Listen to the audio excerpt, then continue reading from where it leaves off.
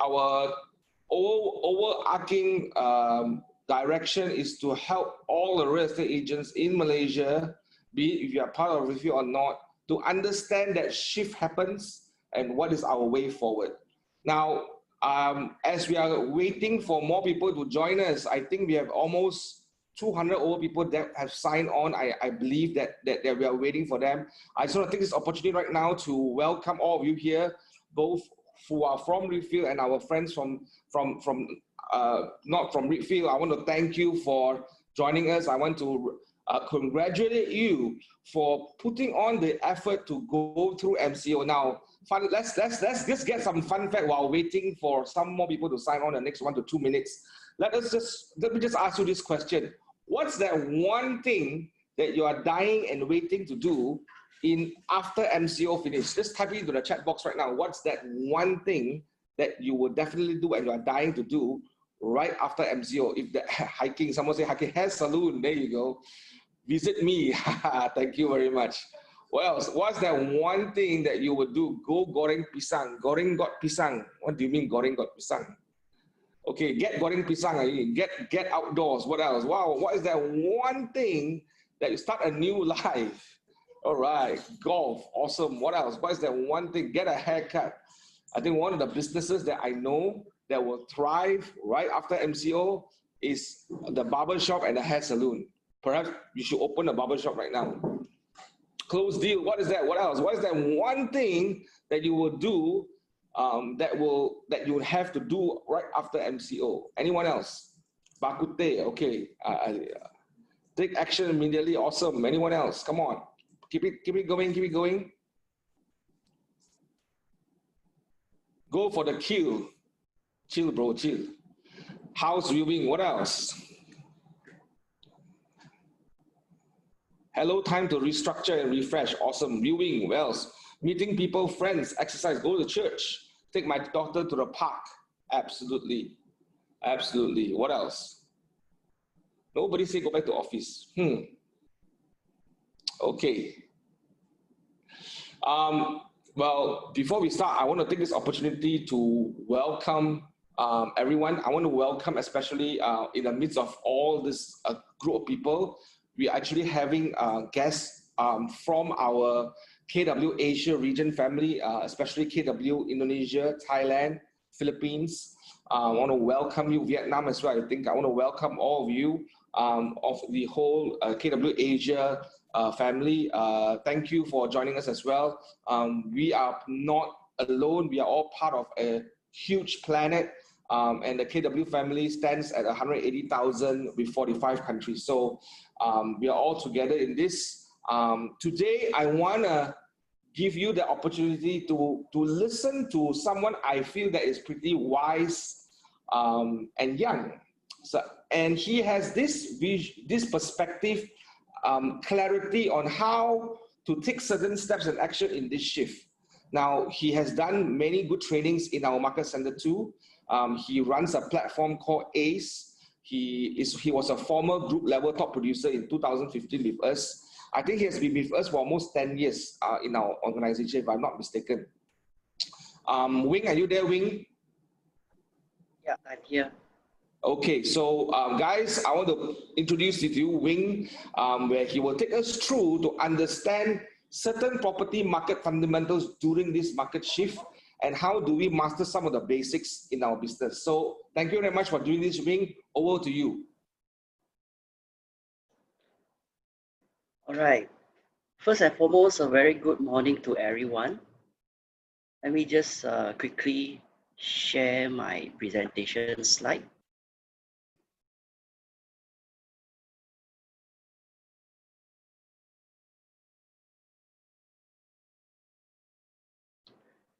I hope everybody can hear me good and also can see the slide.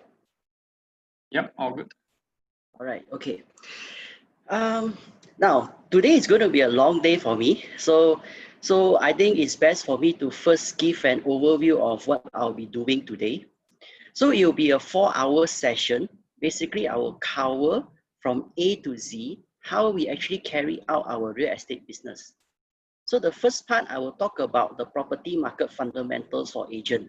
This would be the session now, 10 a.m. to 12 p.m. And then later part, we will talk about the part 2. I will talk about the success formula that we need to be focusing on in 2020. And then I will bring on a new rent who joined us not too long ago for her to talk about her journey in real estate. So that would be what I will be doing in this two-part presentation today. Property market for agent. Now, because we are in this real estate agent, so if you do not really know the property market, then I personally think that you already start on a wrong footing. So which is why first thing we need to look at is the property market.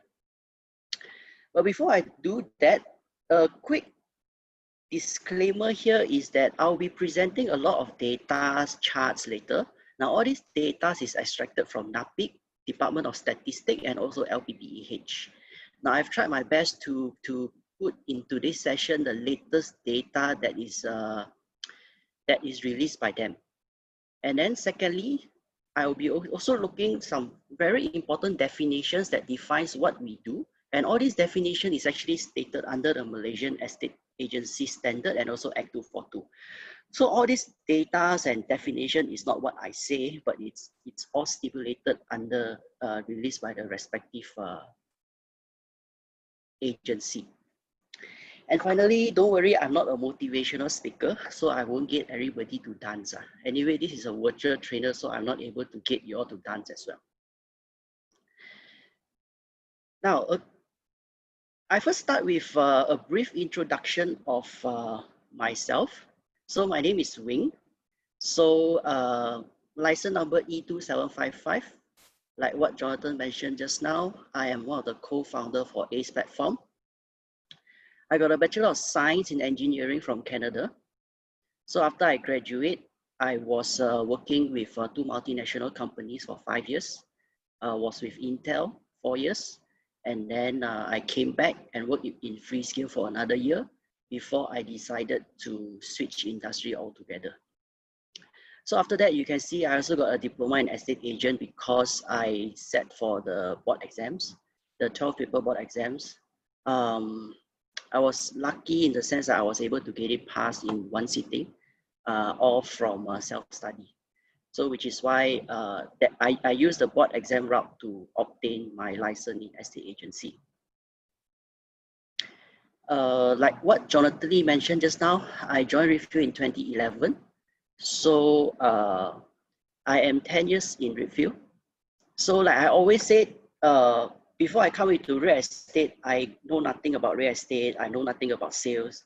So I am one of those. Now I'm not the only one, but I'm one of those that is actually born and raised solely in Review. So to me, I don't know what is the outside world. The last 10 years is all solely in Review. So Review is the platform that has raised me from someone who don't know sales, real estate to where I am today. So I started project marketing in 2012, and then I headed project marketing team in 2013.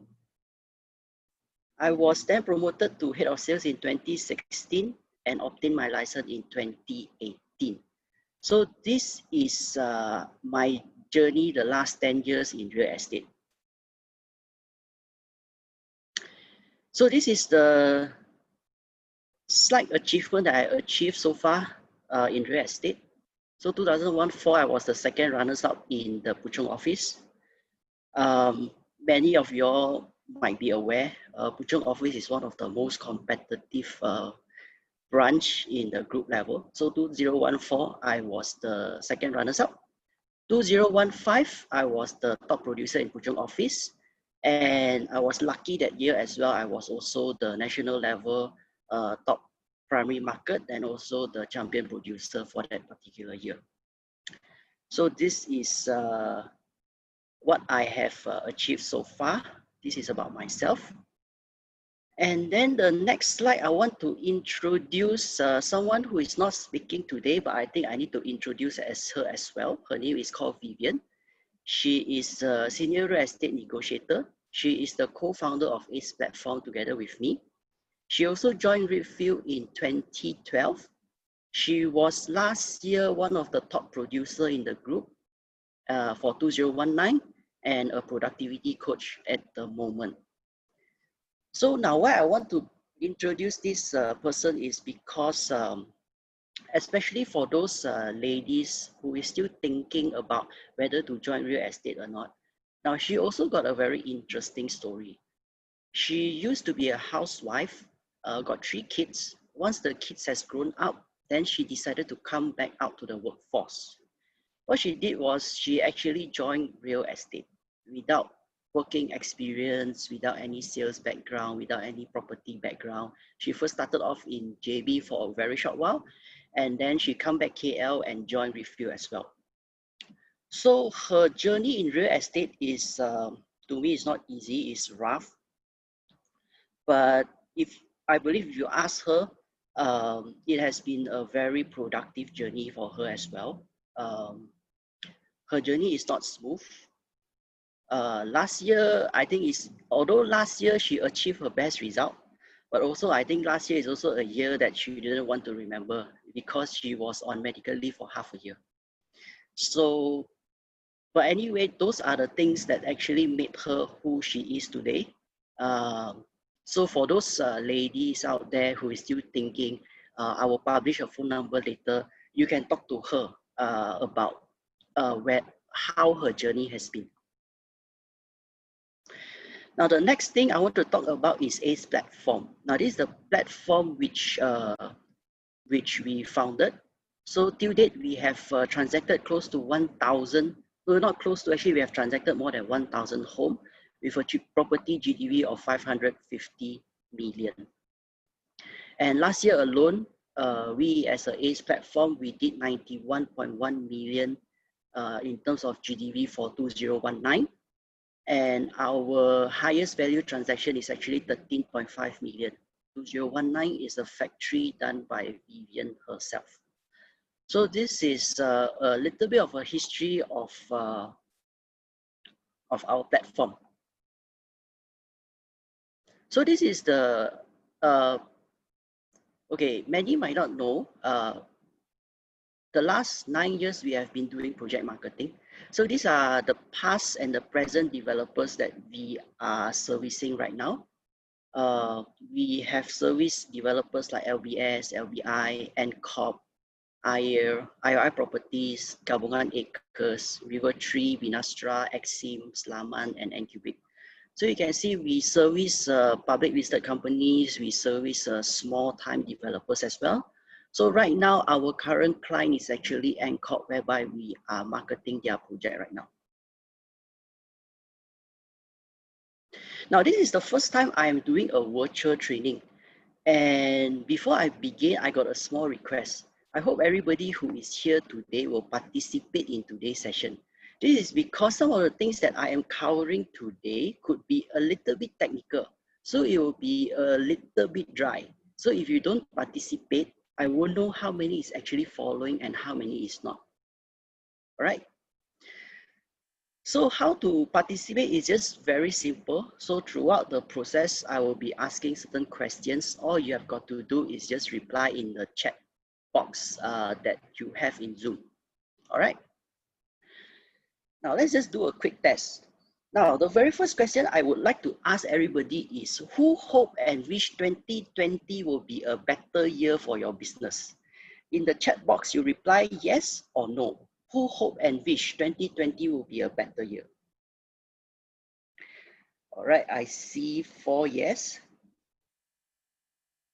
I got 230 in the Zoom call right now. Only 4 reply. Right, like I say just like I hope to see a better, sorry, actually many reply. I need to stroll. All right, so everybody actually reply yes. Now the problem is this, if you reply yes to this question, right, I only got 3 words for all of you, which is all the best. Now actually in initial my live presentation, right, my 3 words is actually God bless you. Now the reason is because I am asking if you're hoping and wishing that 2020 will be a better year for you. I might have a bad news for you is that it might not happen. Because based on the data that I will be showing you later, if you just wait for things to happen, it will not happen. This is a year really you have got to know what you want to do and make those things happen. And I think this is very important, especially in the year 2020. All right. Also, in today's presentation, now I want to first also clarify what is the difference between strategy and also tactics. Now, strategy is basically a plan, your goals that you want to achieve, whereas tactic is the set of action to accomplish the goal. So if you look at this diagram image over here, strategy is basically the final, the complete puzzle that you want to assemble at the end of the year. Whereas tactic is the individual pieces of puzzle that you will be accumulating to assemble your puzzle.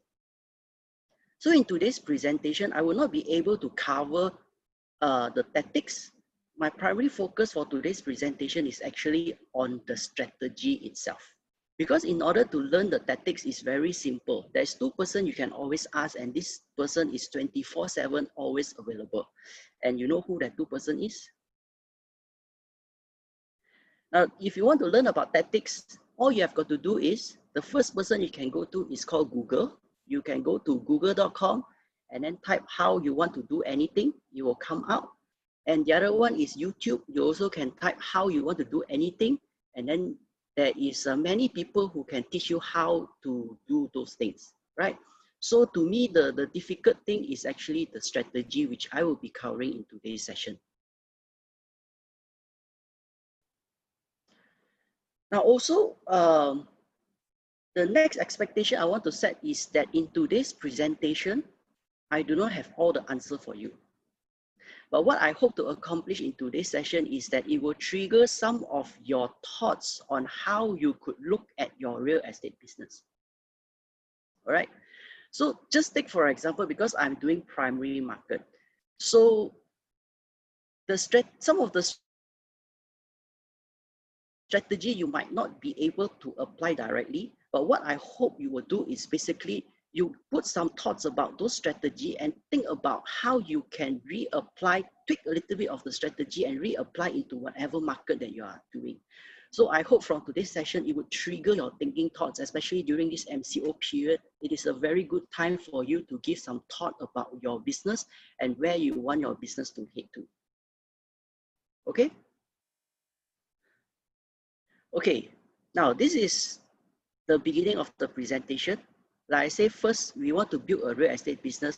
So of course, definitely we need to look at the Malaysia property market, right? Now, if you look at the Malaysia property market, the next question I would want to ask is,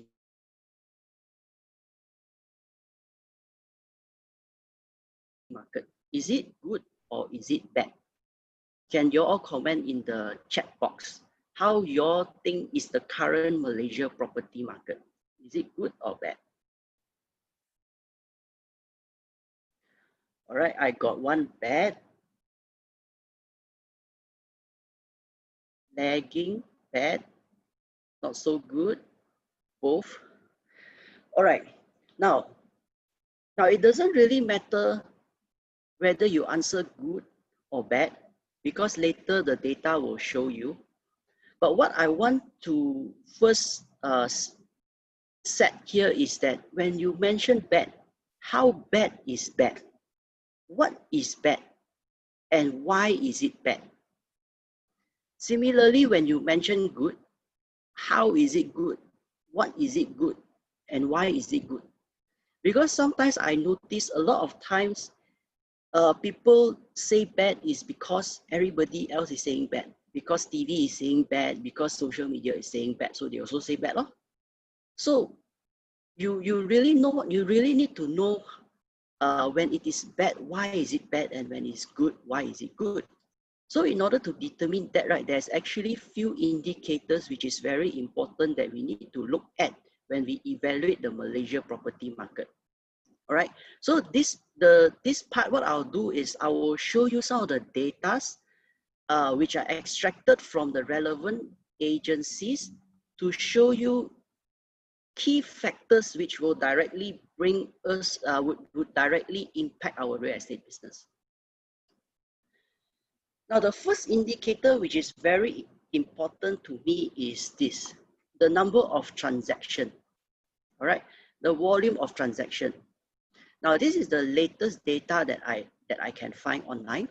So you can see this is based on the first half of 2015 all the way to first half of 2019. Now, this chart indicates that the first half 2019, there's actually 160,000 transactions. And the highest is in 2015, there is 186,000 transactions in the first 6 months of the respective year. Now, if you look at the trend, there is a slight drop after that, and it's the first time in 2019 we see a slight increment. All right.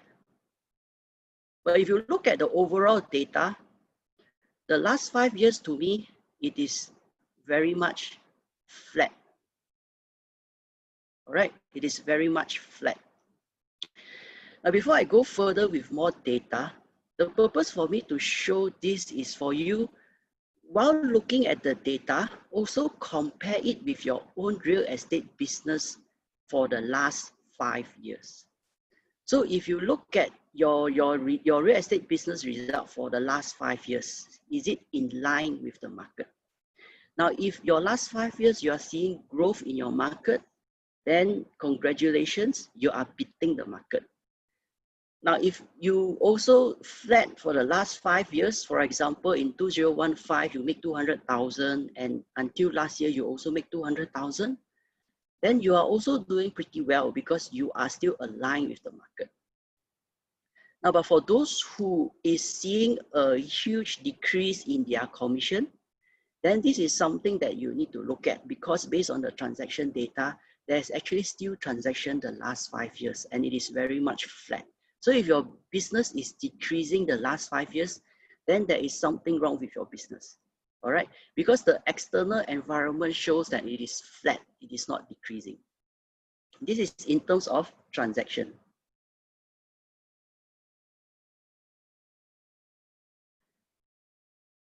Now, the next data that I want to show is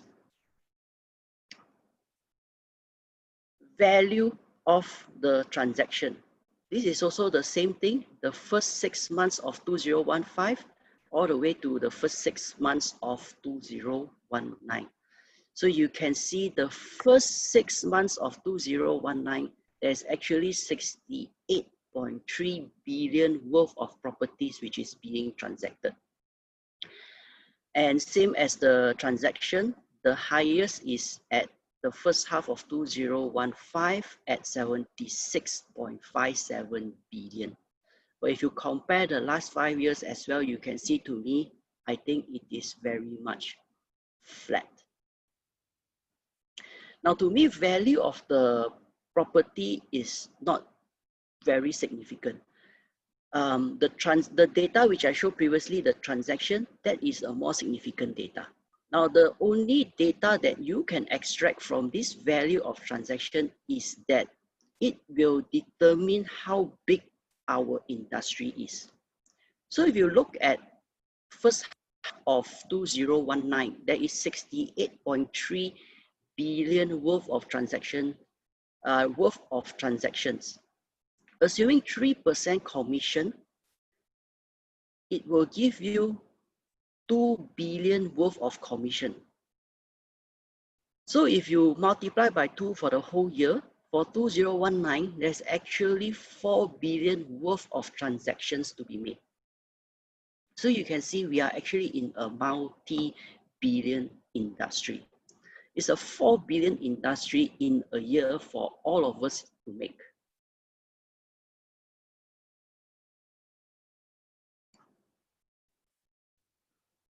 Now, some of you might ask, oh, that is 2019. Now, I see some of the questions that is being asked. I will come back into it just now. So if you, one of the questions is it primary or secondary market? So I think it is based on transactions by NAPIC. So I believe these are all transactions which has gone through the proper the title transfer. All right. So it is a secondary market. I will have another set of data for primary market later. All right. So the last data I seen was the last 5 years. So this is the latest data that I can get. Now I zoom it down to KL. Now this is the KL data based on the number of transactions. Now this table shows the number of transactions in Q3 2018, Q2 2019, and Q3 2019. So this is basically for us to compare year to year how the transaction was. So you can see 2018 to 2019, there is a slight increment. And if you compare quarter to quarter, there's also a slight increment. So in KL, there is 2,915 residential transactions in Q3 2019. Now for today's presentation, I will primarily focus on the residential sector because I believe this is where most of us are in. All right. And the next is the value of transaction. Same set of data. You can see Q3 2019, there is 2.1 billion worth of residential property transacted in KL. So if you do the same comparison, there is a slight increment year to year and also quarter to quarter. But overall, to me, it is also very much flat because that slight increment to me is not big enough. So same like the last 5 years, if you look at the latest quarters, it's also still very flat. Now, previously was the KL data. Now I'll be showing the Selangor data. This is the Selangor data, same as the first one is the number of transactions. So you can see in Q3 2019, there is 12,925 residential transactions.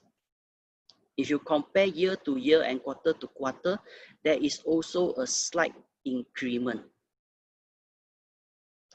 Value of transactions in Selangor residential alone, in Q3 2019, there is 6.1 billion worth of properties, residential properties transacted. If you compare quarter to quarter, year to year, there is also a slight increment. Now, same as KL, although there's a slight increment, but if you look at it, I think overall it is pretty much flat as well. All right. So this is the latest data that I can obtain from the NAPIC website.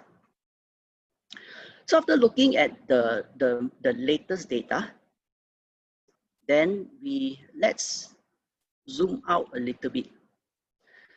Now this is the transaction data. This is the number of properties transacted based on 2019 all the way to 2018. So you can see the peak is at 2011 over here with 430,000 transactions a year. And the lowest is at 2017, 18 is roughly the same. So you can see these 2 years, we are doing about 320,000 transactions a year. Now, even though the last few years, the number of transactions is on a downtrend, all right? But what I want to show you is that at least a year, there is still 320,000 transactions a year. So if you just imagine, how many are you doing? How many of the market share are you capturing out of this 320,000?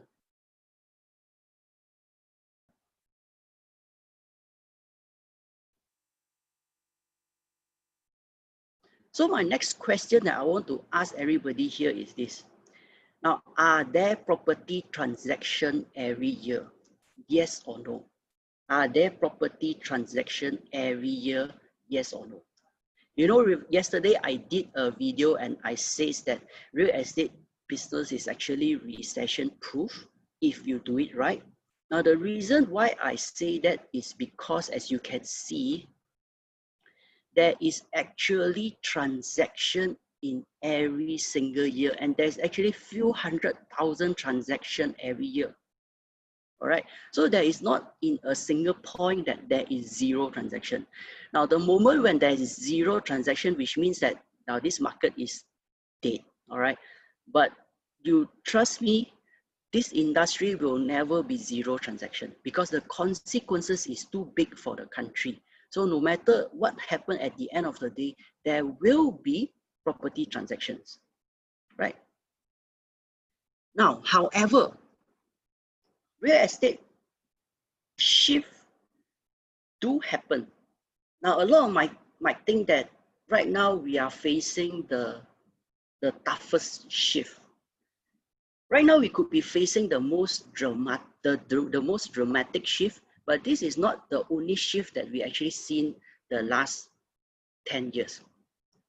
Now, to illustrate this, right, it's based on solely my personal perspective, how my journey has been in the real estate market. Now, you can see just now, I joined the real estate in 2011. This is where I started, all right? Now, the first part is 2011 to 2012. Now, I think this is the hottest period. Now, I joined this period as a brand new negotiator. I got no knowledge, I got no skill, I got no database. What I was able to see at that particular time is only my colleagues has been closing deal after deal.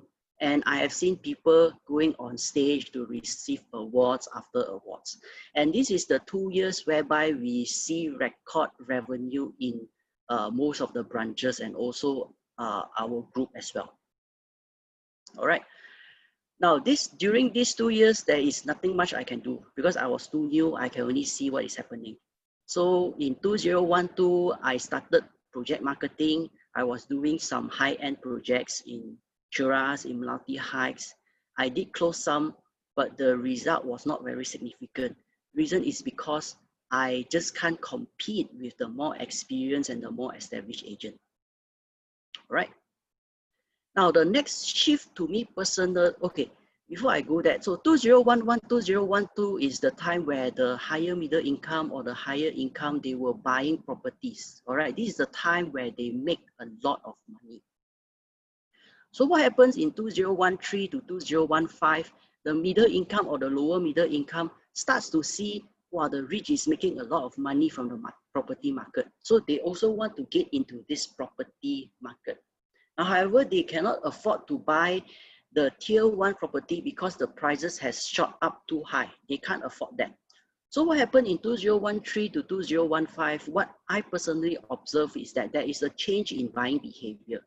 There's actually a shift in terms of buying whereby this middle income, because the tier 1 is too expensive for them, they actually move outwards to tier 2 to buy their first property. So in 2013, 2015, myself and the team, we were in a place called Bandar Sarjana Putra. Some of you all might know. Some of you all in this call is with me in Bandar Sarjana Putra. All right, so we were there for 3 years. So we were selling service apartment, we were selling townhouses. And during these 3 years, myself and the team, we actually did more than 600 transactions. That 3 years, we did more than 600 transactions. All right. So I cannot deny that period of time, we did make some money. So that was the second phase in my career in real estate. So that was a shift. And what happened next was that in 2016 and 2017, the next shift began. Now, this period of time, I was not so much impacted. Now, the reason is, to be very frank with you, in 2016, I did take a short break because I was working very hard the last 3 years, and I took a short break in 2016. But during this 2016 to 2017, what I did observe is that there was actually a shift from the owner's market to the buyer's market. All right. So So when that happens, right, we actually need to shift how we actually look at our business as well, because our priority is no longer the same. So the next shift actually happened in 2017 to 2019 or now, all right? This is the shift where I noticed there's actually again a change of buying behavior by the purchaser. Now, what I noticed is that from 2013 to 2016, the property prices in the tier 2 location has rise so significantly that makes the development inside the tier 1 location looks cheap. So which is why in end of 2007 onwards, there's actually a shift in buying behavior. People are actually coming back to the tier 1 location to buy. So what we did end of 2017, when I came back full force into real estate, I shift our focus into doing landed houses, right? We were doing from end of 2017 and until today, we were focusing in landed houses in Shah Alam. Now, why I do that is later, the reason is because I saw a shift. People who is looking to buy a house, they would look for high rise in a more central location, or if they are looking outwards, they want to buy landed house. So that is what I saw, and that is when I shift the direction of the real estate business and solely focus into landed property. And of course, 2020, this is the most dramatic shift that we are seeing right now. There is many shifts happening all at one time, not only COVID-19, economically, politically, socially, all is happening at one time. All right, there is good news and there is bad news. The good news is that it will reset a lot of things. So moving forward, what is very important is how we actually look at our business and direct our business to the right market. And this to me is very, very important. Okay, the next data that I want to show is the construction activity based on first half of 2019. So you can see the residential units. You can see the residential units completion. This completed means that these are the properties completed in the first half of 2019. So there's 27,000 residential units completed. There's another 47 units started construction and another 36,000 which is under the planning phase. Now what you observe here is that if you see there is actually a drop in the residential units across the board, whether it is completing, starting construction or in the planning phase. But if you look at the next part, this is the service apartment. A service apartment, for those in KL and Selangor should be very familiar. These are the residential units under the commercial land, but it is under HDA. So you can see there is 16,638 units completed. Year to year, there is a 56% increment. Started construction 21,000. There is also increment in the number of construction. But if you look at in terms of planned unit, there is a drop. Now, what I want to highlight here is that you can see first half of 2019, there is a 56.7% extra service apartment unit completed in the market. I believe everybody also know this is because units which were being sold in 2015, it is completed in 2019. Now, another interesting data that I want to point out here is also you can see developer is still continue to build. Now, why this is so, I will address this in the later part of the presentation, but this is the overall construction activity. All right. Now, so based on this table is also the reason why I shift my primary focus from a service residence to a residential unit because of this data. I will elaborate more a little bit when I reach the later part of my presentation. Okay, this is basically the property prices, how it performed from 2010 all the way to 2019. Now you can see the good news is that there is never a year whereby the growth is zero or negative, which means that from 2010 all the way to 2019, we are still seeing growth in terms of property prices. That is the good news. Now, however, the bad news is that, as you can see, to Q2 2019, we are very close to zero, which is 0.9%. That was the growth in Q2 of 2019. Now, my next question would be for everyone is whether the value of the property transaction important to a rent, right? So my next question is this: is the value of the property transaction important to rent? Can you all reply in the chat box?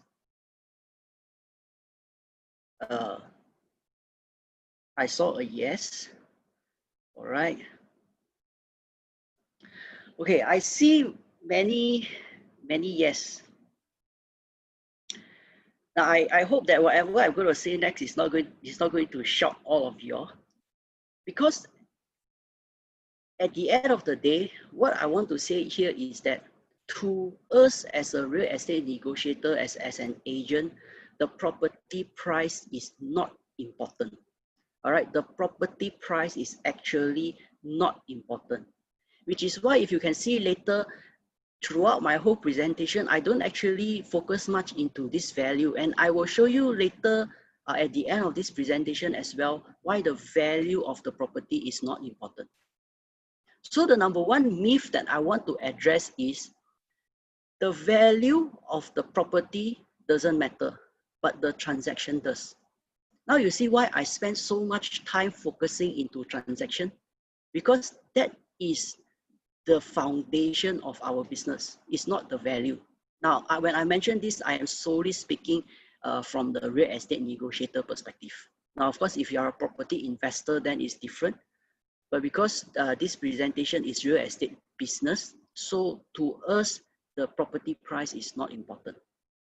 All right. So I really hope that you all put this in your mind, because this is very important. Now, recently also is very interesting. There is multiple initiatives that is being rolled out by the government and also Bank Negara. So you can see this happens in 22nd January, the very first time Bank Negara dropped the OPR by 25 basis points.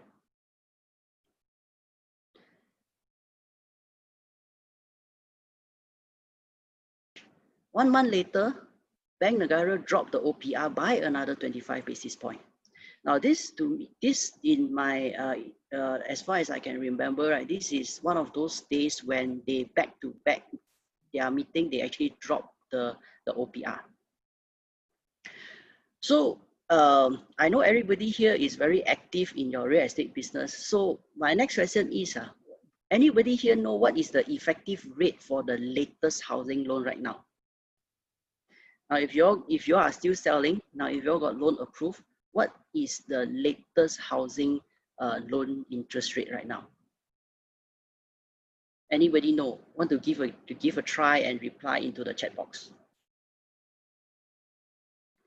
Okay, I saw 3.8, 3 point something, 3.8, 3.8. Wow. Okay, good. 3.65. I saw people responding 3.65. Yes, so far the best interest rate that we are seeing right now is actually 3.65. And if you can see at this particular rate of 3.65, it is the lowest since 2011. So the intention when Bank Negara reduced the interest rate is that they wanted people to save less and spend more. So when Bank Negara reduced the interest rate, they mentioned that they wanted to improve the growth of the economy. Now, if you look at the other side of the coin, it also signals that things are not so good moving forward. So they wanted to trigger the economy. Okay, so now this interest rate is I think it's very important for everybody to understand. So I would want to do a simple illustration how bank actually work. All right. Now let's say, for example, end of last year, when people put money into the bank would pay out a 3% interest to the people who deposit money to the bank. All right. Now what happened later, bank would take that money that they collected from people and then they will borrow it out to another party. And in return, this person would need to pay a 5% interest. So what the bank make at the end of the day is the difference between the 5% and the 3%. Now, of course, this is a very simple illustration. I just want to make so that everybody understand the impact of the interest rate. Okay. Now, let's say this is end of last year. And then after that, Bank Negara say that they reduce the interest rate. Now, for this particular case, now let's say they reduce the OPR by 200 points. So what happened right now is that when people put money into the bank, they are only getting 1% interest. And then when bank borrow money to other people, they charge them 3% in return. Now, if you can see, banks still make the profit. Okay. However, what you can see from this scenario is that people who is putting money in the bank right now is not getting a good interest. So they will be sad because they are getting lower return. This would greatly impact especially those who like to put money into the fixed deposit. Now, however, the people who borrow money from the bank, they will be very happy right now because the interest charged to them is lower. All right. So you can see whether Bank Negara increase the interest rate or drop the interest rate, there will be one party that will be happy and another party will be sad. All right. So this is actually a double-edged sword. So I hope that through this example, right, you all would better understand the impact of the drop in interest rate. So this is what I found in Google. So now the reason why Bank Negara lowered the interest rate is basically they wanted more people to borrow money. They wanted people to save less, borrow more, so that the consequences is they will spend more and they will strengthen the economy. All right. This is the whole intention when they drop the interest rate. All right. So when they want to control, when economy is very good, then they would do the vice versa, which is to increase the interest rate. So for now, Bank Negara is reducing the interest rate to strengthen the economy. Now recently also you see a lot of these things. Now in February 28, our last Prime Minister Tun M announces a stimulus package. What happened after that in March 27, our new Prime Minister unveiled another stimulus package. So you can see from this package, for the next 2 months, there will be a huge amount of money that will be pumped into the economy. Now in this latest stimulus package, there is one incentive which is indirectly related to the property market, which is the moratorium offered to all housing loan borrowers. Now, if home owners or housing loan holders, if they meet certain criteria, terms and conditions, they will be able to defer their monthly installment for the next 6 months. Now, once this announcement is made, what happened was that, I received a lot of calls, a lot of messages from clients asking whether they should opt in or opt out. Because you got to remember every time when the Prime Minister releases a press statement, it is on the surface and a lot a lot of our clients actually do not understand the impact of this incentive. So I received a lot of calls asking whether they should opt in or opt out. Many were not very sure what the whole scheme is. So I got tired of explaining one-to-one. So what I did was that I put up a video to explain in very simple terms what is the consideration factors that they should take into consideration when they decide whether to opt in or opt out. Okay. So why I am doing all this is that I want to make sure everybody is aware and pay attention that moving forward, I expect the government will be announcing more incentives to stimulate the economy. Now, why this is so is because there's actually only two ways for the government to control the economy, which is through monetary policy and also through fiscal policy. It is very important for us to understand this incentive, especially those related to real estate market. Now, although the recent announcement made is not so much into real estate, but moving forward, I really do believe that there will be more incentive.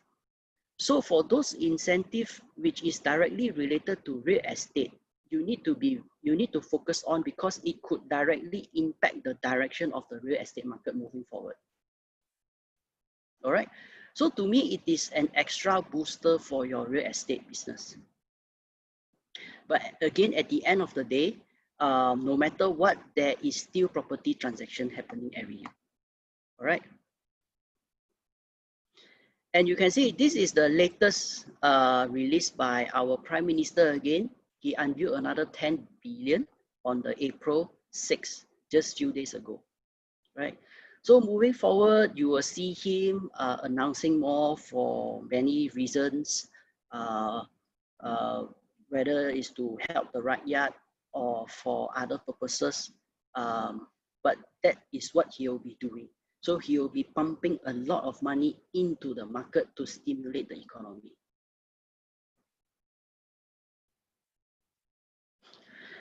Okay, so a quick summary about the property market.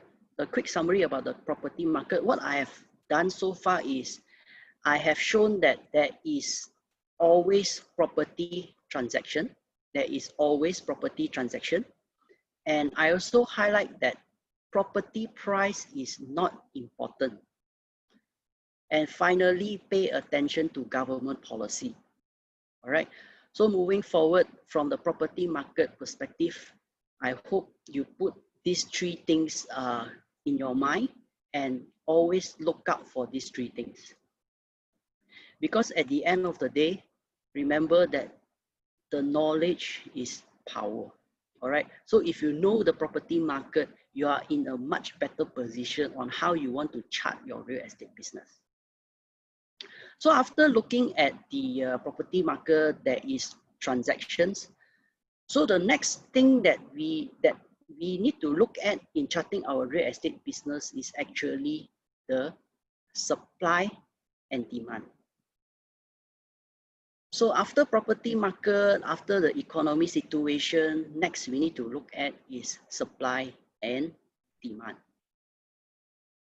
Now, of course, previously we keep hearing that there is an oversupply, there is many unsold units, but the weird thing is we still see developer developing. So is there really oversupply or not? All right. So we will look into that aspect now. Now, in terms of supply and demand for property market, it is very simple. The first thing that we need to look at is the property inventory. Now, this is the supply of property.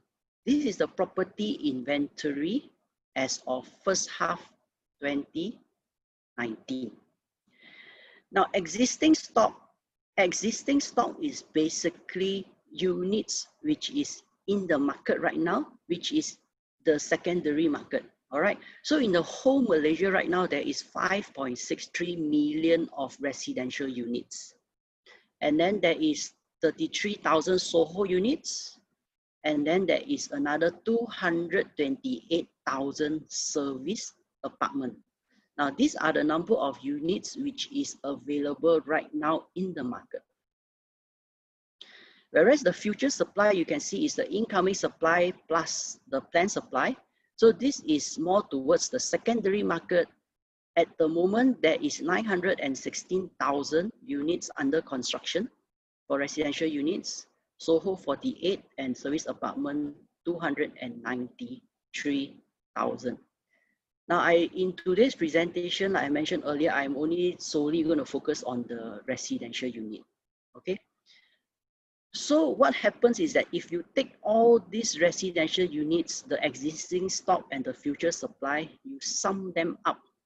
Right now in the Malaysia market, there is 7.15 million residential units in the market. This 7.15 million of units is for you and me to, that is our supply right now in the market. Okay. Now, after looking at the supply, now to keep it today's presentation simple, what we look at is population. Malaysia population as of today is 32.6 million.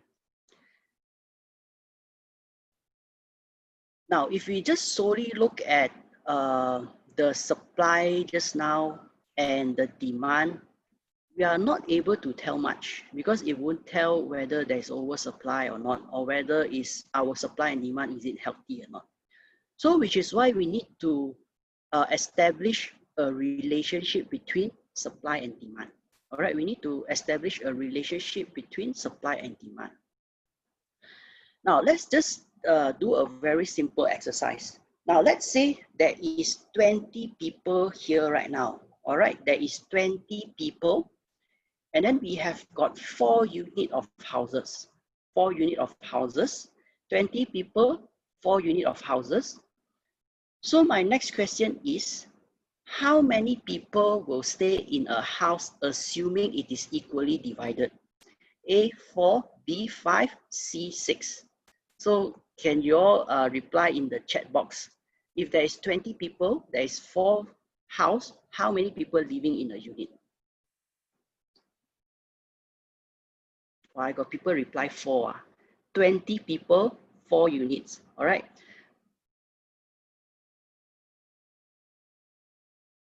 Okay, I go back.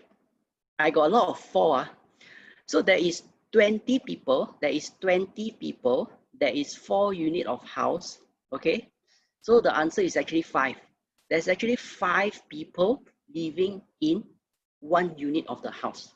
Now, this relationship is what I call the household number. This indicates how many people is actually staying in a residential unit at the moment. Now, that is my simple illustration just now. That what I want to establish here is that, now, what is the household number for Malaysia as a whole? So I'm also going to do the same thing. So what I will be doing is I will take the Malaysia population divided by the number of houses, the residential houses that we have right now. So we take 32.6 million divided by 7.15 million. So the household number for Malaysia is actually 4.55 person. So which means that every single residential unit, there is an average of 4.55 people staying in a residential unit. Now, what does this tell us? Now, is this number healthy or not healthy? Now, in order for us to answer that question next, then we need to compare our Malaysia household number with other countries, right? So what I did next is, now this is the household number for the other countries. So you look at United Kingdom, their household number is 2.1. Japan is 2.5. United States is 2.6. South Korea is 2.9. All right. Now you can see these are developed countries. So for developed countries, the household number you see is below 3. And if you look at UK, it's actually 2.1. And our household number in Malaysia right now is 4.55. So you can see that we are so much higher than the developed countries. Now, maybe the countries that I highlight right now could be, you would say that it is slightly further away. Now, let's look at countries nearer to us. China, 3. Singapore, 3.6. Okay. Now, if you look at this chart, they also have Malaysia. So you can see Malaysia in their chart is 4.2. So it's not too far off from our calculation of 4.55, sorry. So you can see, even comparing to our neighboring countries, our household number is still on the higher side. So, okay, right. So actually my next question would be, now, Malaysia household compare with other developed countries and also neighboring country, is it higher or lower? Now, I already given the answer, but just to make sure everybody understand, is our number higher or lower compared to developed country and also our neighboring country? Right, it is higher. Now, what does it mean by higher? Now, if you look back at the formula for household number, it is population divided by the household number. So if our household number is high, then how can we reduce the household number so that it matches other developed countries and also our neighboring countries? So my next question is this. How do we lower the household number? A, reduce the population, B, increase the house, or C, all of the above? All right, now this is a very interesting question. I hope everybody would participate.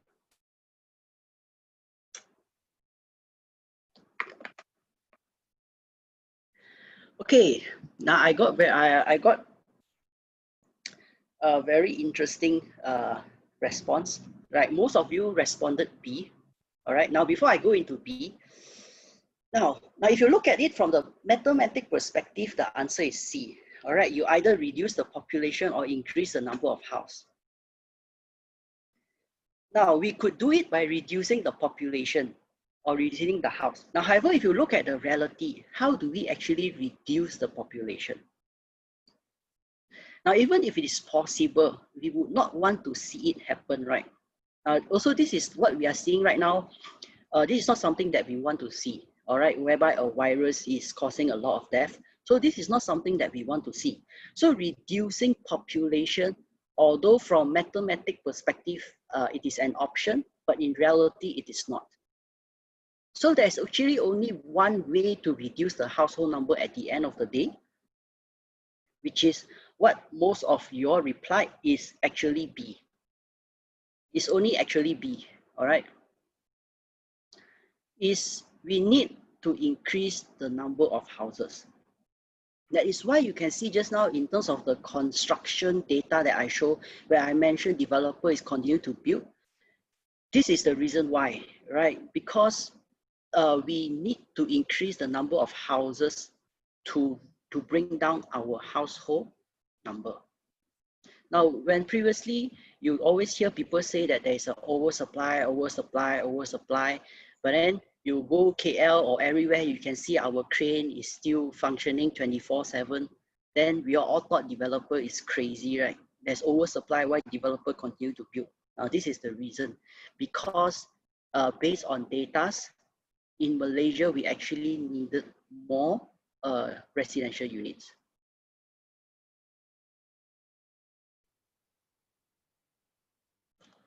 Now, another factor that we need to look at, right, is also the demographic of our Malaysia population.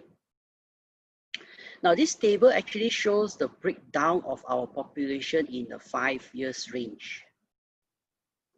I'm not able to find the latest data, but what you can see from this data actually shows the year 2016 and also 2017, although not the latest, but it's still meaningful to us, all right? So if you see from the table, who is our current buyer, all right? Who is our current buyer? Now, because it's a 2016, 2017 data, so our current buyer is at this range. the age 20 to 29, because in the year 2020, they are actually age 25 to 34 now. So if you see this table, this is our current buyer at the moment. So you can see if this 10 years age group, if you add them up, we have got 6.4 million population. This is the market that we are servicing right now, and there is 6.4 potential buyers we have out there in the market. They are our home buyers now. Now next is what we look a little bit further. What about our future buyer? All right. So if you look at our future buyer, the age group of 10 to 19, which is of the age 15 to 24 now, 10 years later, they will be our buyer. All right. So if you see this age group, if we add them up, it is another 5.5 million population that would be coming into the market looking for their house 10 years later. Okay. So if you look at this data, my next question is this. Now, is the demand for residential unit still strong because of our young population? All right. So is it yes or no? Right. So most of your reply yes. Yeah, that is the answer. So which is why you can see based on this data, there is actually the demand for residential units will only continue to rise. This is another factor why I believe our supply and demand is still very healthy. Okay. Then the next slide, the next table I want to show. Okay, this is a very interesting table. Now, this table basically indicates the loan application and also the loan approval application status. So you can see it basically shows the data for the first half of the year from 2011 to 2019. Now you can see almost every year, the first half of the year, there are more than 100 billion worth of loan application. With the most loan application at first half of 2019 at 126 billion. Now, however, if you can see that the approval ratio is about 50%. So you can see out of this 126 billion, there is 53 billion worth of loan approval. Now, a complaint I always hear from rent is that it is very hard for their buyer to obtain a housing loan. Now, it is true from this table, all right? But from this table, there's actually another very important data that I look at. Okay, yeah. So the next question that I want to ask is actually the high bank loan rejection rate. Is it good or is it bad? All right, the high bank loan rejection rate, is it good or is it bad?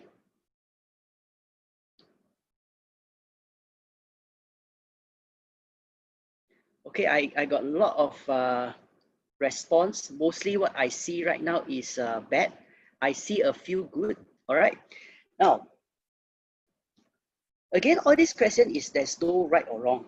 It's just that how we actually look at the data. So the high bank loan rejection rate, whether it's good or bad, is very subjective. Now, if you right now, bad is now when you mention that it is bad, right? Now I want you all you all don't have to put in your chat box. I want you all think your 2019 result. All right. Now, how many transactions did you do? Now, if you are doing less than 5 transactions, and you put the blame because due to the high bank loan rejection rate. Now, what I want to tell you is that the high bank loan rejection rate has got nothing to do with you. Reason is because the number of units that you close is too little. So the impact of the high bank loan rejection has got nothing to do with you.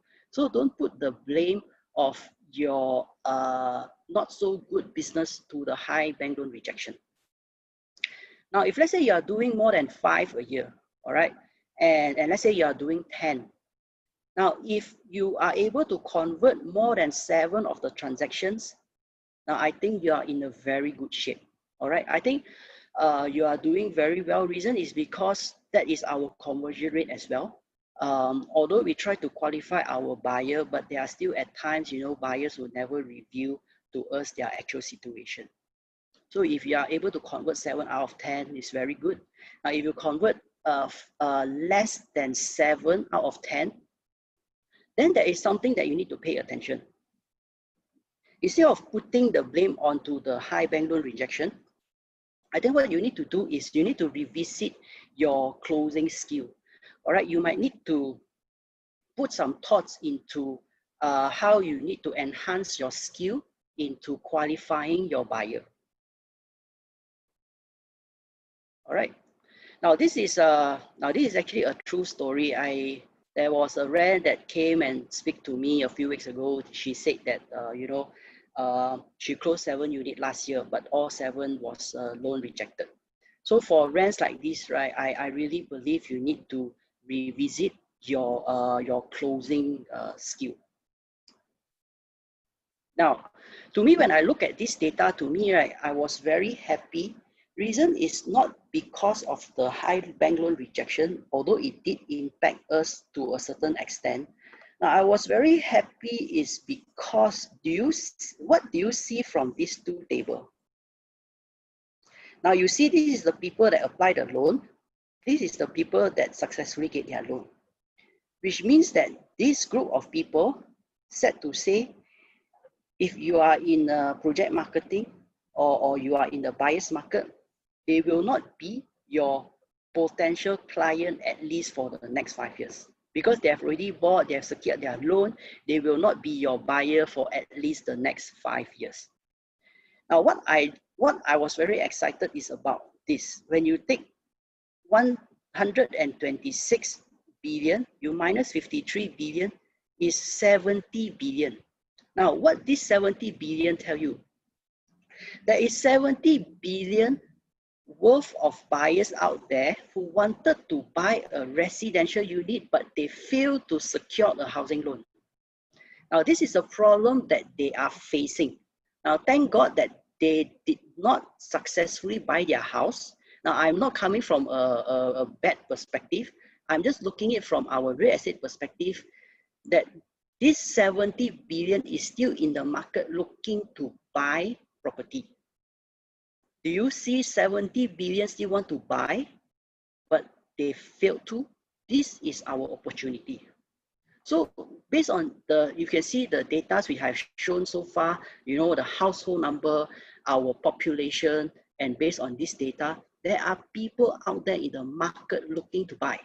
Now, it is our job to help them secure their purchase, right? So which is why I say our real estate business is an evergreen business. It's just how we look at it and how we direct our real estate business.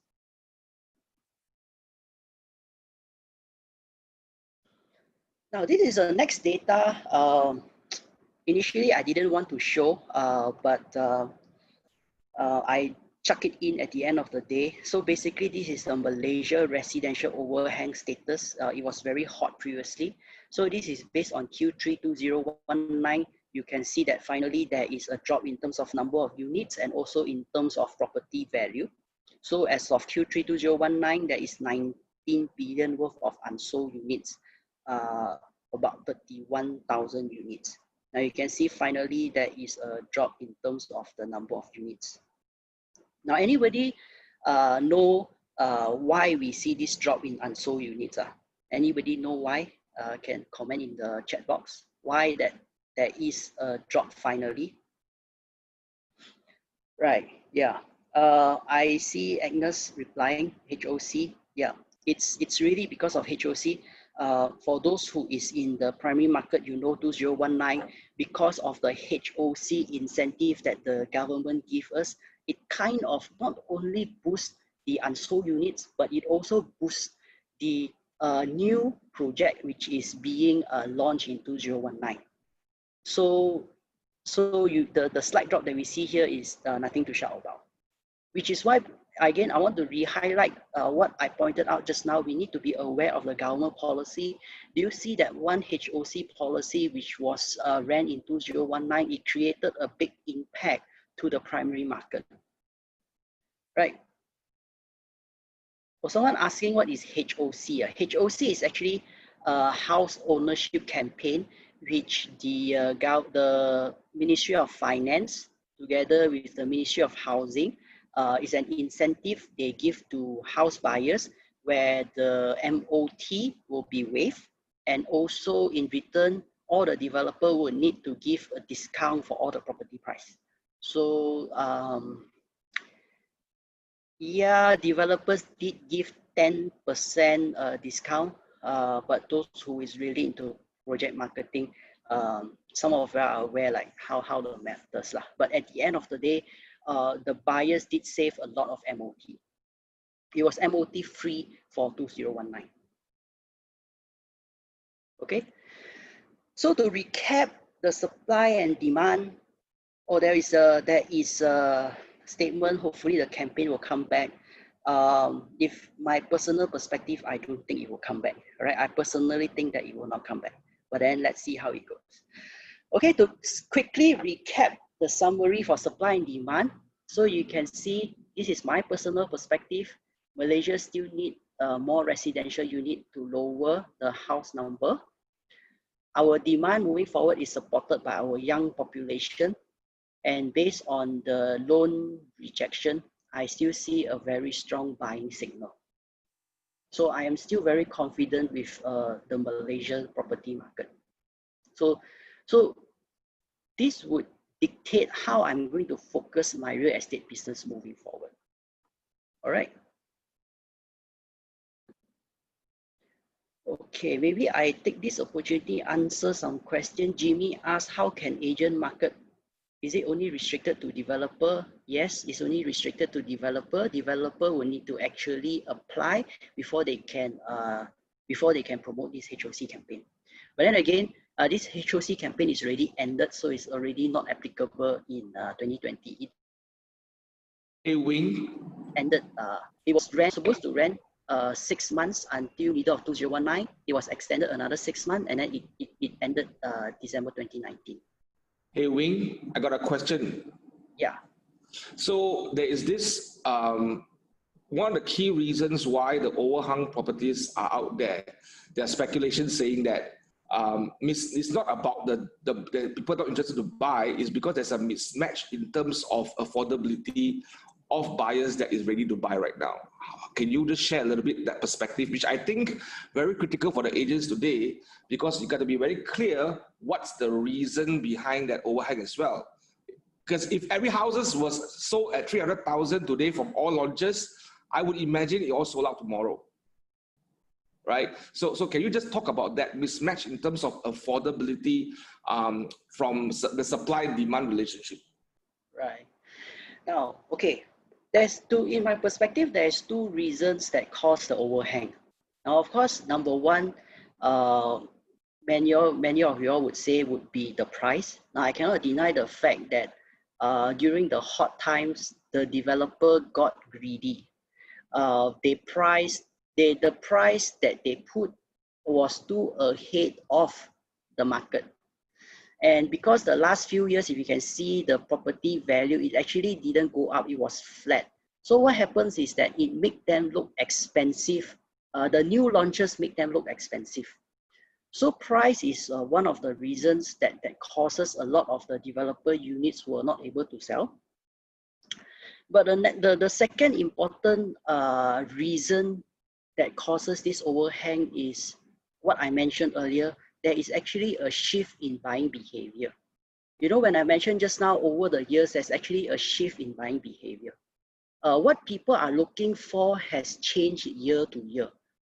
So some developers pay attention to the ground, and some developer, to be very frank with you, they didn't pay attention to the ground. So what happened was that back then, developer was building whatever they like. they shock sendiri, they got this piece of land, pocket development, they just build whatever they like, they price whatever they like. So to me, it was a mismatch of the property as well. It was not up to date to cater to the change in buying behavior. So this is the two reasons why to me that causes the high overhang problem.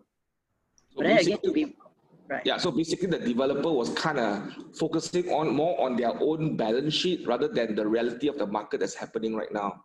I think that's when I think a good example was I think somewhere in 2013 or 14, a big developer like Marsing decided to shift into the affordable homes. They were one of the ones that immediately left the Icon series and shift into the M series and start selling the 300,000-400,000 properties. That is an example. Even though most developers are going through an overhang situation right now, but those developers that focus on those mass market products right now, they have a better chance to get out of it potentially.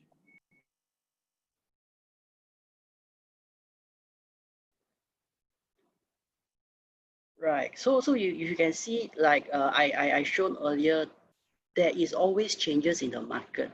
All right. So developer will also need to change their strategy accordingly. So do we. All right. So which is why you can see right now there is many projects out there. All right. Our strategy is always about picking the right project and only focusing on the right project.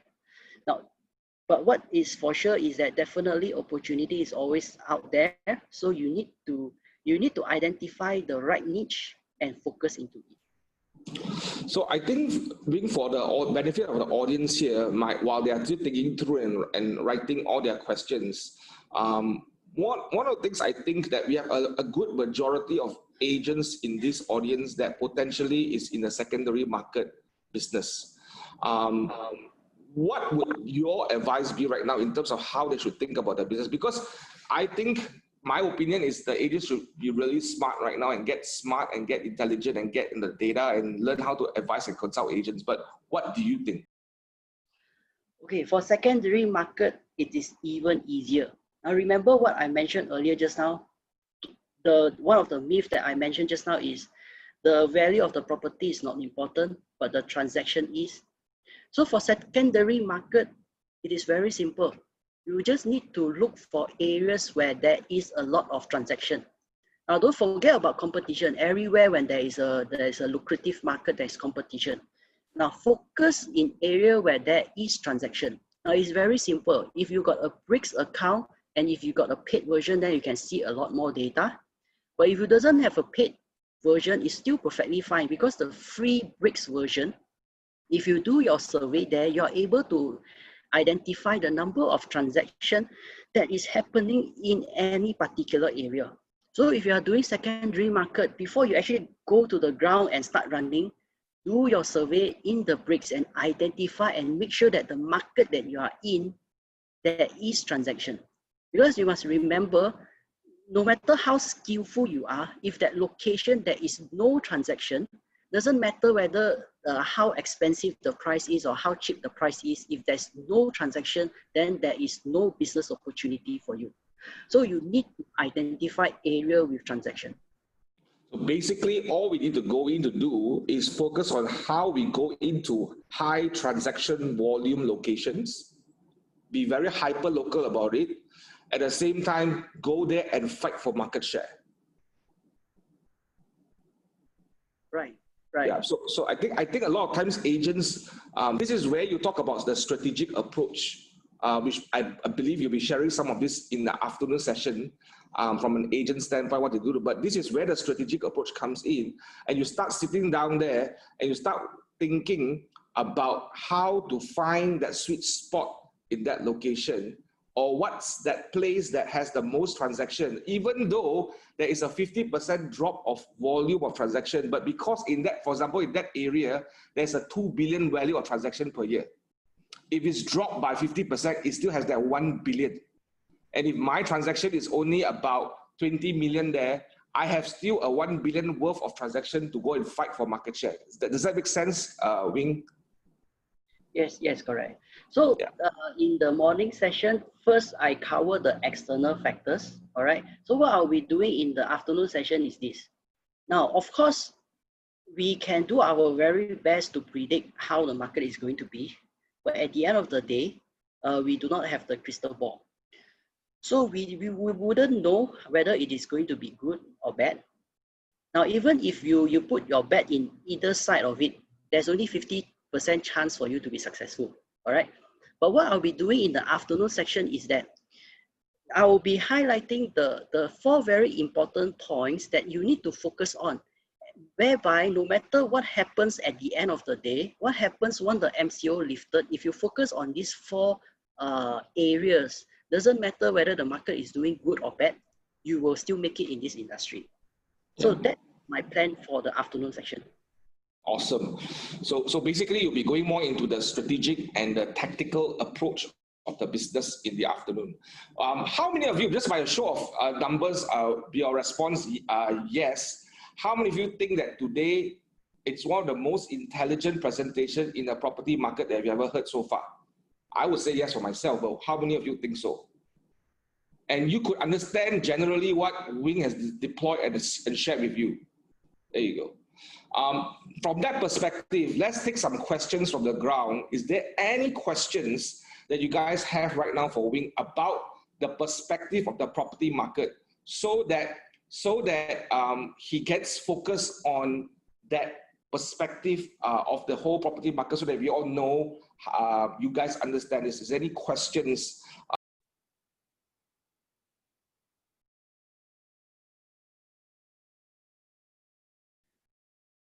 There's one question that asks about where to check the latest transaction data in terms of volume. If you are looking into secondary market, Bricks is right now the tool that you can use.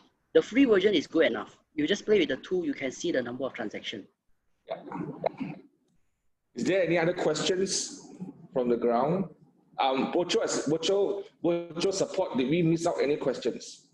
Yeah, because the comment is going very fast. Yes, so you have 2 virtual support behind the scene that is actually monitoring this. Did we miss out any questions for Wing? So that I want to make sure that we take full advantage of Wing's time here, so that he can share more in-depth clarifications. Anyone? This is your time.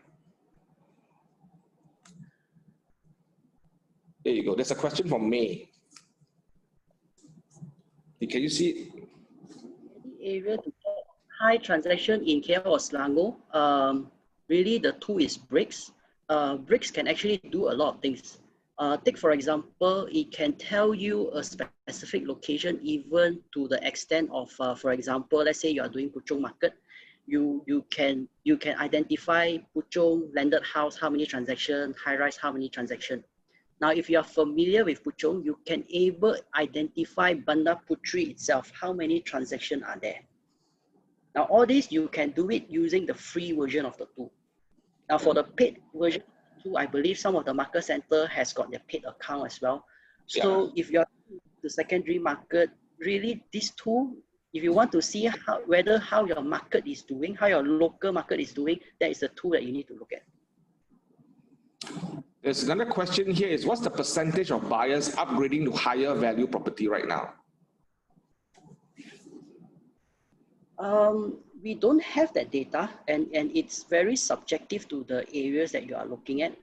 So for, like, let's say if you look at from the project marketing perspective, so every time before I actually start working on a project, first we'll look at that project, the product, and then I'll identify who our potential market will be. Is it the first home buyer?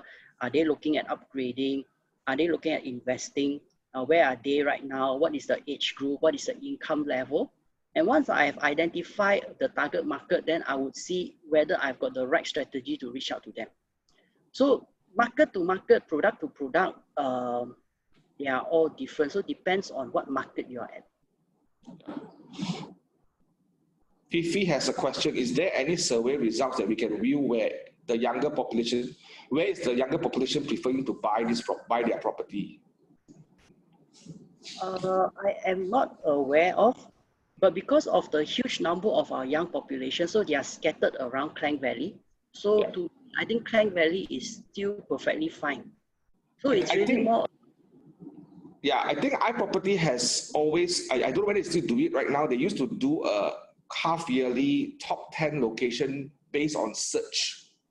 So if you can go and do based on search, what's that result like based on search from Bricks? I think Bricks have a search. I don't know whether they have a search a function as well. I'm not familiar, but I think if you can check that out, they always list up the top 10 areas that is based on search, and that's probably a good indication. It may not be 100%, but it's probably a good indication of where they are looking at right now, because I think the younger generation are probably more acclimatized to using technology or internet as their first point of contact to look at property investment or buying property. So I think that's probably one.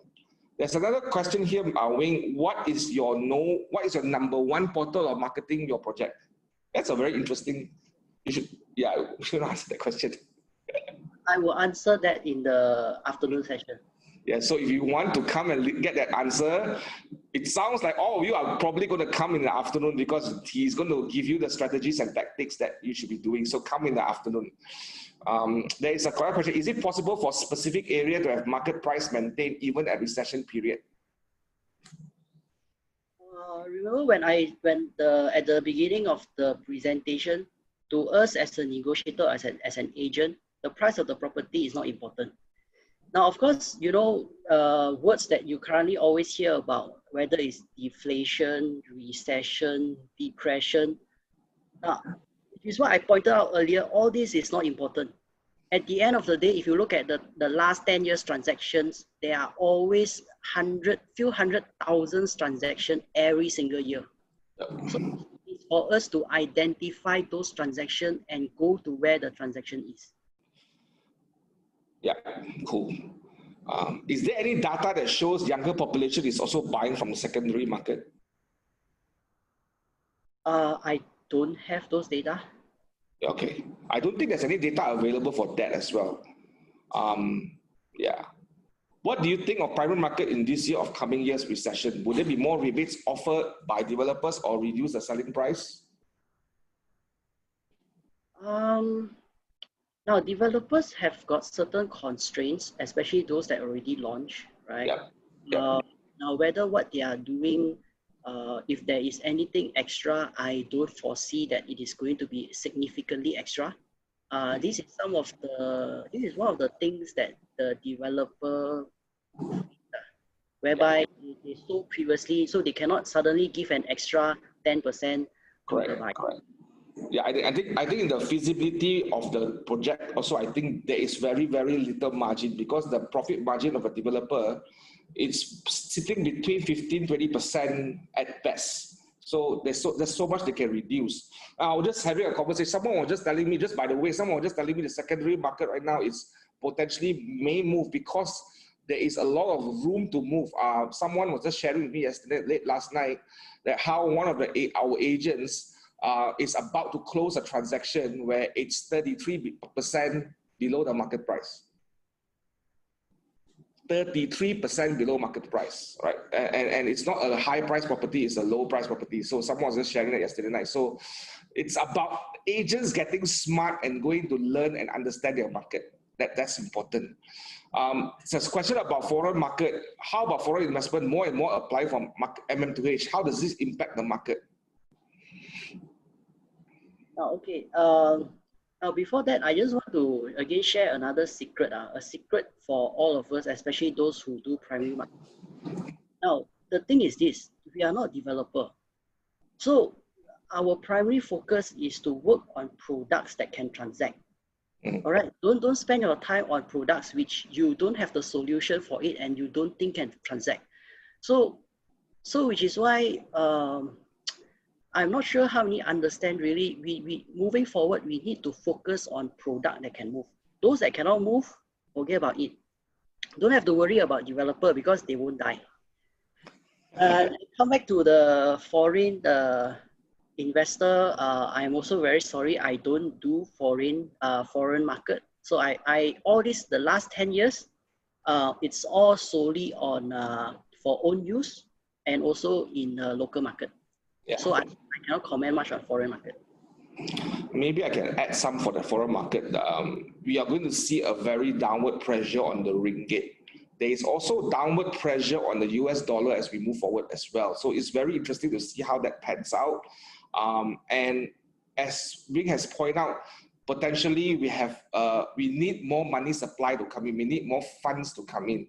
So I suspect, I hope and I ask that the government will think about policies that will allow foreign market to ease their way in, because we do need some of this money to come in, and I think that is probably some policies that may come into place, and I hope that will happen. So what Ring is saying, this is where policymakers make a difference. This is where, because Bank Negara is monetary policy, and then when your central government or your federal government, especially the Ministry of Finance, have something called policy that could impact the housing market and financial policy. So I think the monetary policy and the financial policy comes hand in hand to support that. Now we have seen that they are responding very fast right now. So I just hope more will come. So just stay tuned and watch the policy. Very important for us, I think most agents need to learn how to understand some of this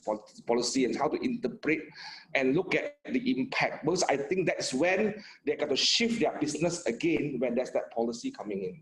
Right. Yeah. What else? Yeah, I also maybe want to highlight something is that there's a lot of questions and many are highlighting different segments. But what I want to re-emphasize here is that don't let all this change too drastically your real estate business direction. Because to me, whatever Right. you do, you can still focus on it, but just make that little tweak so Correct. that your business is moving at the right direction. My intention here is not to change anybody's workflow. Yeah. There's there's one statement here is 2020 year for project marketing or year for secondary market. How would you answer this question? I believe both also have its own market. There Absolutely. is pros and cons. So it depends, which is why I want to re-emphasize is how you set the direction for your own real estate business. Everybody. Yeah. So I think a good example is that we should start thinking a little bit deeper about business. It's not about primary market or secondary market. It is about what we want to do and what kind of customers base that we have and what kind of market that we're in the market that we want to focus on. Because you might come and say, hey, suddenly there's this developer that shifted and present an opportunity to you where he's saying, I'm selling link. Now, I don't think it's going to happen, but I'm selling now link houses in PJ for 350,000. Would you like to help me sell? Now that's an opportunity, right? So it's not really about primary market versus secondary market. It's about how you want to think about your business. And I'm sure Wing will sell more. We'll share more of this at the end of the session tomorrow or later this afternoon, I'm sorry. Was RBGT one of the factors that causes market slowdown? Wing, what do you think? No, the impact of RPGT right now to me is very small. If you look at the definition of RPGT right now, reason is because the last 5 years, we don't see much price appreciation. So because of RPGT is really not significant. Yeah, I agree too. I think people who need to sell in this season have to sell.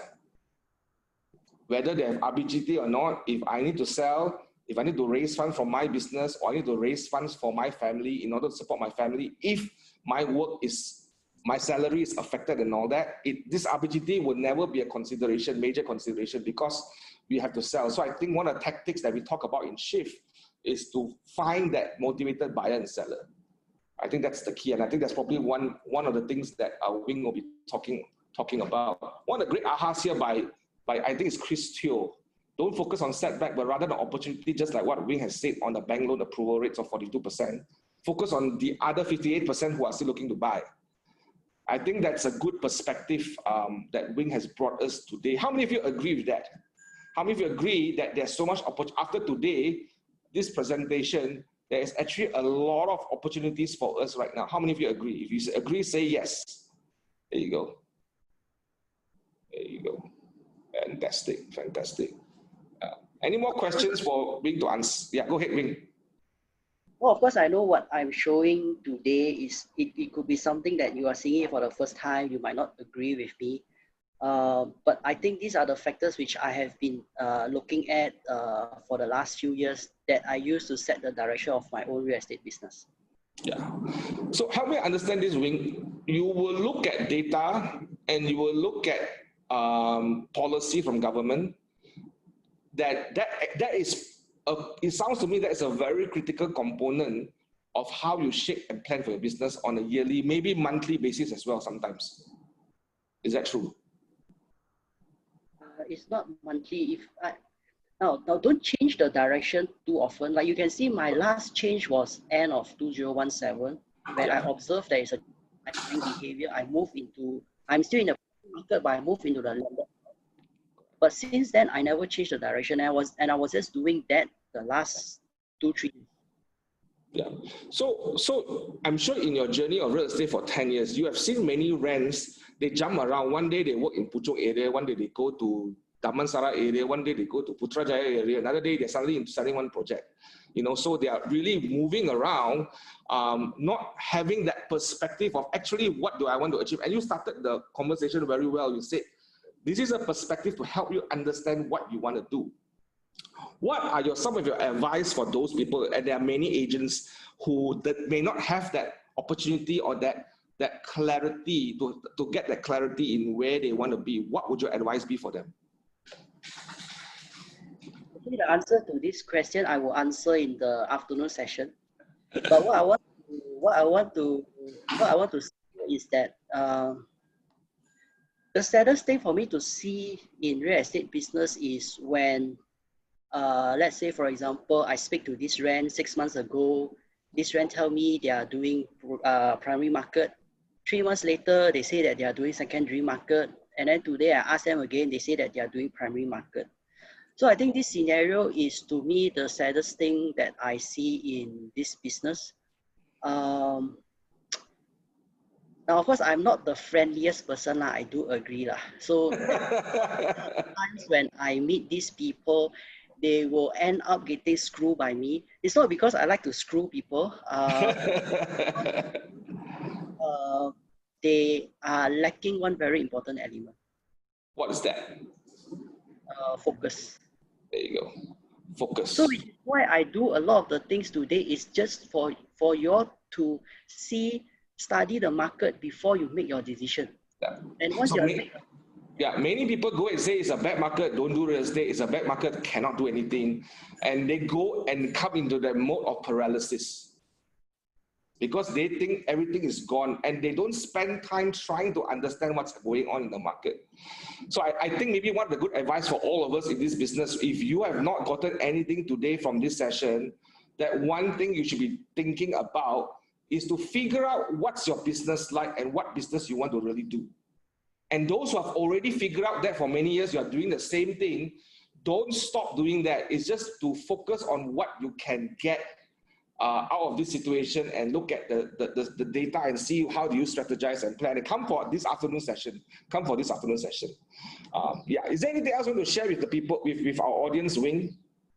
Any announcements you want to make? Any call to action that you want to do? Yeah, actually, my presentation not done yet. Oh, go ahead. Sorry. How do I go back to my shared screen? You go to the bottom, the green button that says share screen. Okay. Okay. Let me just quickly finish this up. Hold on.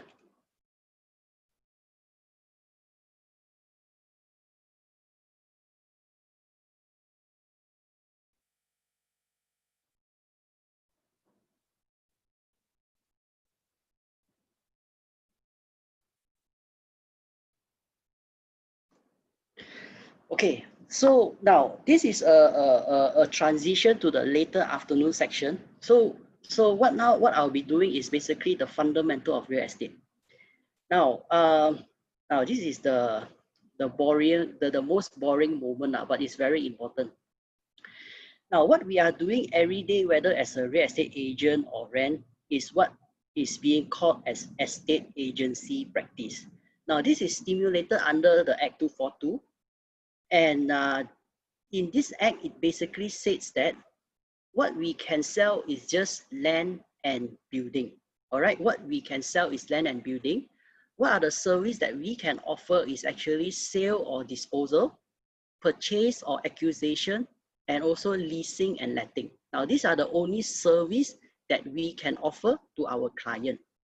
And in return, when we do that, we will get a commission, a fee, and also a reward.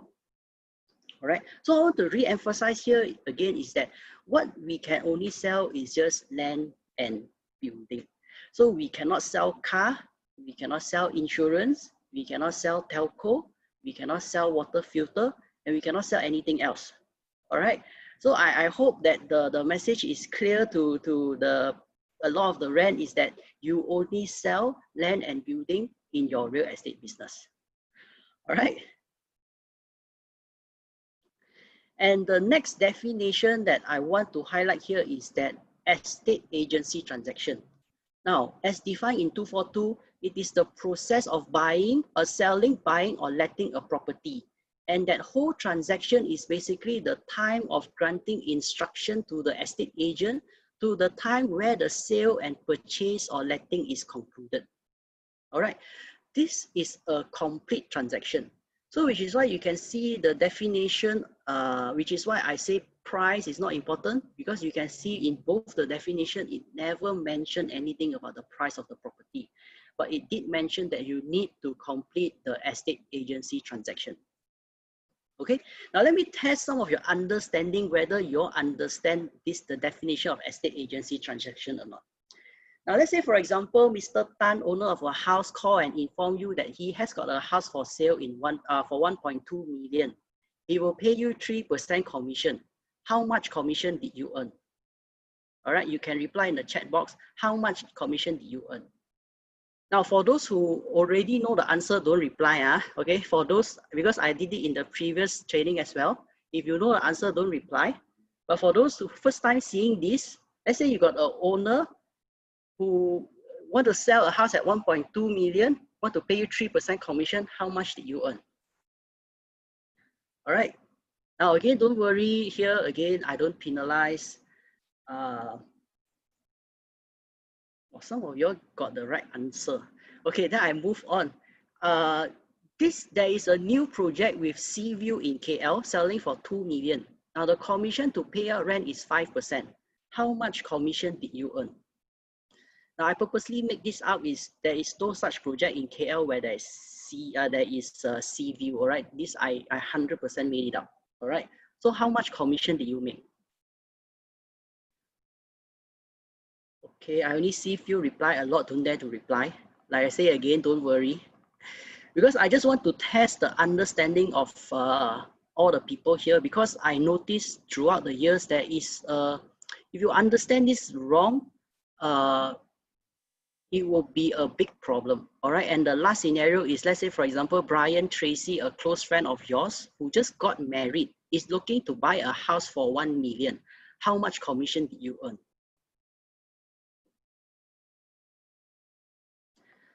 All right, okay, the answer for all the scenario above is 0.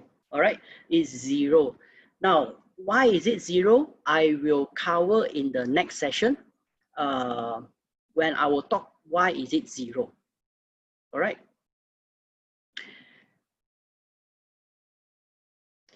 Okay, like I mentioned in the video that I released, now the reason why I do this is because Jonathan Lee asked me after the presentation, what can I offer? And I was thinking, well, I spent so much time to prepare for this presentation, and then I somehow need to offer. So, okay, fine. Since Jonathan Lee asked me what I can have for offer, so after putting in some thoughts, what I can think of is, now this is what I don't do anymore, all right? At the moment, I only consult people in my own platform, or also some of the people that I have known for many, many years. These are the people that I am consulting at the moment. So what I will do is I will have a 30 minutes consultation for the first 5 people, for 5 people. Now,